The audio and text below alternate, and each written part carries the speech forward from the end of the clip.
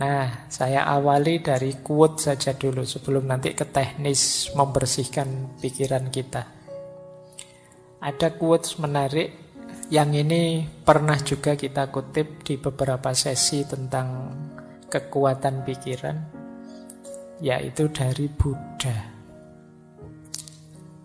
Beliau mengatakan bahwa hidup kita itu dibentuk oleh pikiran kita. Kita menjadi apa yang kita pikirkan. Kegembiraan itu mengikuti pikiran yang jernih, seperti bayangan yang tidak pernah pergi. Quotes ini isinya 3 hal secara sekaligus. Yang pertama, hidup itu dibentuk oleh pikiran kita.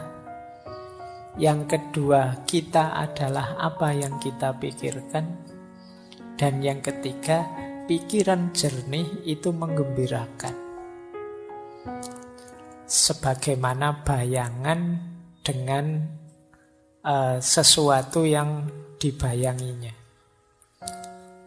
Jadi kalau orang kok pikirannya jernih, otomatis gembira. Kenapa kok kita galau? Kemungkinan pikiran kita ruwet.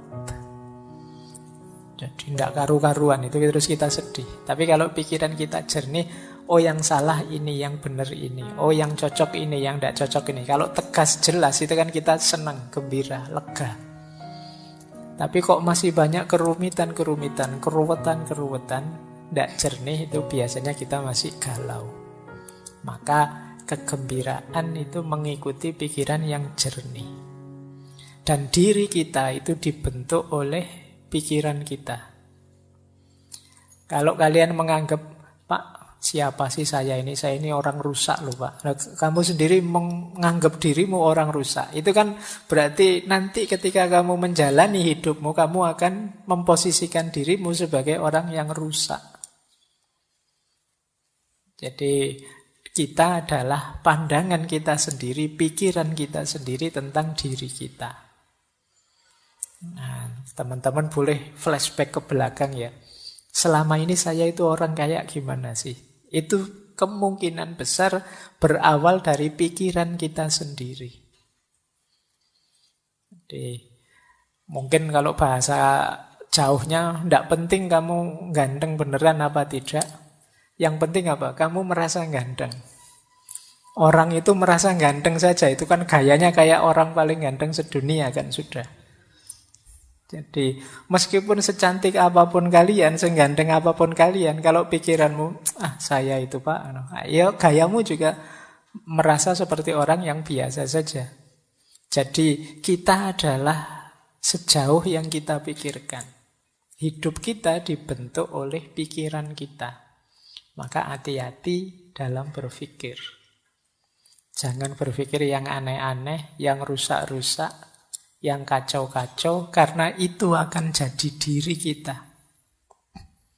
Kalau ada peribahasa dalam bahasa Inggris yang isinya to know is to be. Tahu itu sama dengan menjadi sesuatu.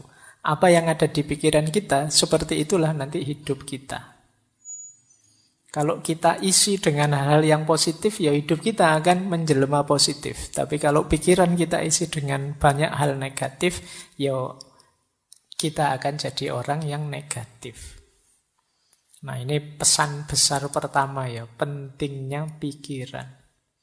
Makanya kata Imam Ghazali, pikiran itu pasukan kita yang paling kuat. Pikiran itu mungkin bukan penentu, tapi dia yang paling powerful, paling berpengaruh dalam hidup kita. Yang banyak menentukan hati. Tapi hati ini banyak disuplai informasinya oleh pikiran. Baik. Coba ya bayangkan kalian ngaji tadi berangkat sambil membayangkan, wah nanti ngajinya mesti lama 2 jam. Mesti itu. Ya, jadi kamu duduk baru 1 detik, 2 detik pertama, itu pikiranmu sudah 2 jam yang akan datang. Ini masih lama 2 jamnya ya masih. Jadi kamu belum ngalami saja, rasanya sudah lebih dari 2 jam kamu duduk di sini. Itu karena pikiran. Kayak puasa besok, itu kan biasanya ada itu yang Ngitung-ngitung kapan Idul Fitrinya. 5 hari lagi Lebaran, 4 hari. Jadi Lebarannya rasanya sebenarnya masih belum datang, tapi seolah-olah itu conditioning pikirannya itu sekian hari lagi, sekian hari lagi. Itu pikiran. Kita tidak bisa menikmati Ramadan karena mikir kapan Idul Fitrinya. Nanti hari pertama sudah dihitung. 30 hari lagi Lebaran. Ayo mikirnya wis tekan Lebaran. Baru terawih hari pertama. Jangan-jangan kalau pas terawih hari pertama kita pikirannya nanti Lebaran mudiknya tanggal berapa ya. Bajuku sudah berapa ya. Wis mikirnya Lebaran. Tidak mikir Ramadannya. Barang siapa yang begitu datang Ramadan seneng, itu diharamkan neraka. Yuk. Begitu Ramadan datang kamu seneng, tapi Ramadannya sendiri datang kamu lupa. Yang hadir di pikiranmu lebih banyak Idul Fitrinya. Sama liburan kuliahnya. Jadi gupuh prei sama seneng-seneng Idul Fitrinya. Sampai lupa Lebaran. Itu pikiran. Hidupmu, gayamu, orientasimu ya ditentukan oleh pikiran. Maka penting pikiran yang jernih. Ada lagi kalimat dari Zhuangzi. Kalau ini salah satu tokoh dari Taoisme. Dulu pernah kita bahas khusus beliau ini. Kata dia begini, mereka yang mengikuti Tao. Tao itu artinya jalan. Ini konsepnya mungkin agak dekat dengan kalau dalam Islam ada thariqat, sama-sama jalan. Meskipun definisinya agak harus didalami lagi, tidak sederhana tahu itu. Tapi siapa yang mengikuti tahu pasti memiliki pikiran yang jernih. Orang yang pikirannya jernih ini mereka tidak membebani pikiran mereka dengan kecemasan. Dan luwes, lentur, mudah menyesuaikan diri dengan kondisi eksternal. Ini cirinya orang yang pikirannya jernih. Orang yang mengikuti jalan pikirannya akan jernih.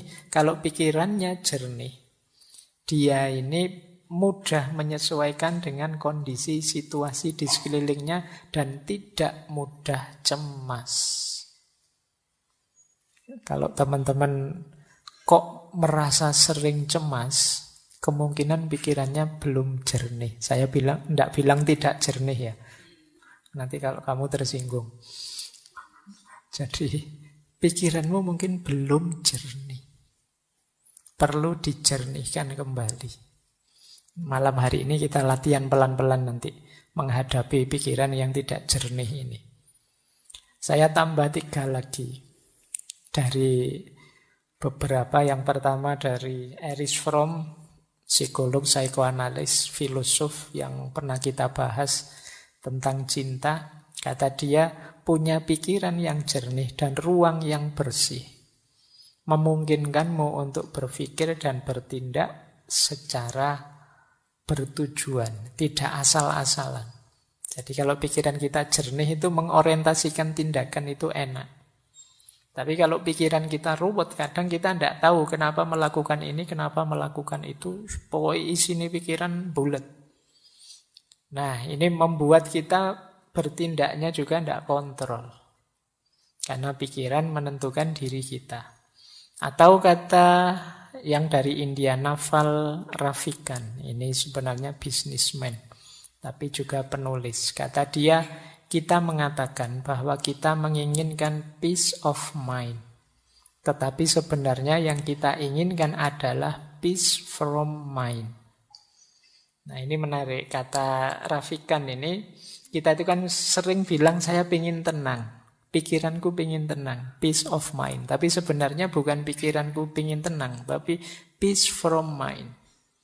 Peace from mind itu mungkin mudahnya kita definisikan ada banyak hal yang harus kita buang, kita sisihkan yang ada di pikiran kita itu. Karena mungkin tidak penting, tidak urgent. Dari situ terus muncul ketenangan. Ini namanya peace from mind. Tidak sekedar peace of mind. Peace of mind itu mungkin sifatnya tidak bisa lama. Tenang dulu sebentar, kayak kalau kemarin pakai teorinya Schopenhauer kan pakai